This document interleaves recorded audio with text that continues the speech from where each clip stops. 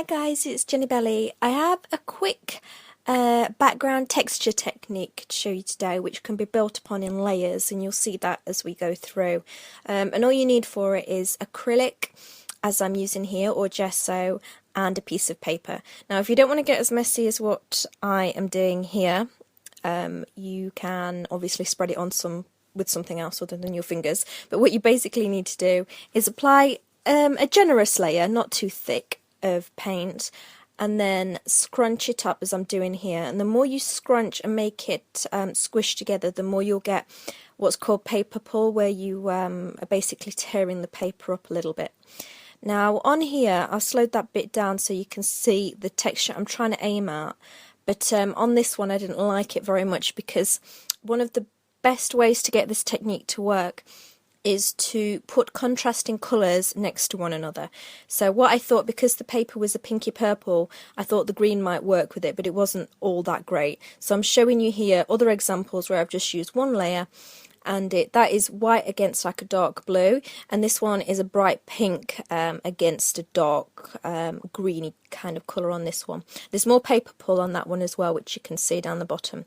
So what I'm going to do with this one, because I don't like how this one turned out so much, is I'm going to keep building on layers of it, and I'm going to show you 3 different techniques on this page, all fairly similar, but to help create different textures on it.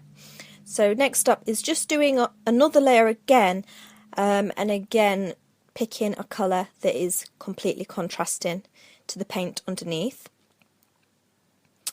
And as you pull it out, what you can see is areas where it's lifted off, troughs and peaks to the colour. The second one, what I'm going to do is add it on, and then with a paper towel I'm going to just lift it up, and I'm going to continue to lift it up until I'm happy that it's kind of a transparent layer on there. So you can leave it at that first one if you want, or you can keep going.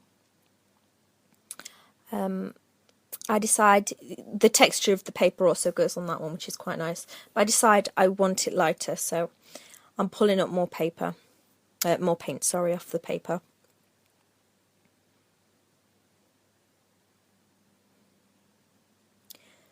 And the third one, the camera isn't really picking up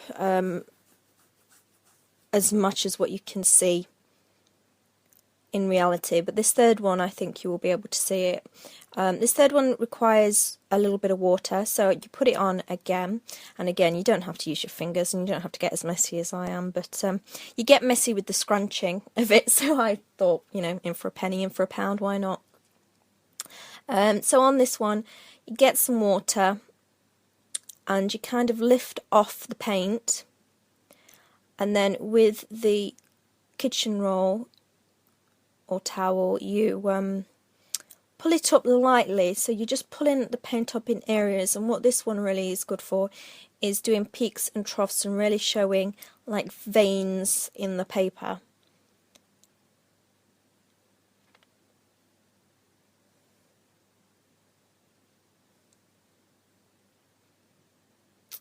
That one is my favourite, I have to admit. It's a lot subtler, but when you see it up close in a moment, you will see that it has a lot more interest to it, I think. So I'm just going to dry this off, and then I'm going to give it a final layer. I'm just showing you the differences here. So the first one's heavier, the second one you can see a little bit of interest, and then the third one I think there's more interest of the background layers coming through. And through all of this, in certain areas you can still see the background paper, but only really to the eye, not on camera. So the fourth or fifth, I don't know which technique we're on now, but basically on this one, very simple, to show the texture. It's really easily, I'm using gesso, just rub it across with your fingers lightly, just to pick up the peaks of the paper, and that's probably the quickest way to show the texture from the scrunch. And then also I'm just going to use a couple of ink pads here to give it a bit of colour. different colour. So there are a lot of different colours going on in here. There's the pink from the original page, but only in very small concentrated areas. Then there's the green, then there's the purple, the white of the gesso, and then I'm using a pink and a blue ink pad, and it just helps give it a bit more interest. And then I'm going to show you some other experiments in there. Some of them have got more layers to them than others. This one is just 2 layers with the water technique, my favourite one. This one is 2 layers of paint, and there's pink. You might be able to see the pink on that. They don't, at some points on the camera it picks it up and other points it doesn't. This is a magazine page with just gesso and 2 kinds of ink. And this is very dark, so you might not be able to pick that up. But that's it. Just want to show you a few quick ways to get texture via a really quick scrunch technique. That's it. I'll see you soon. Bye! Rabbit eye movement.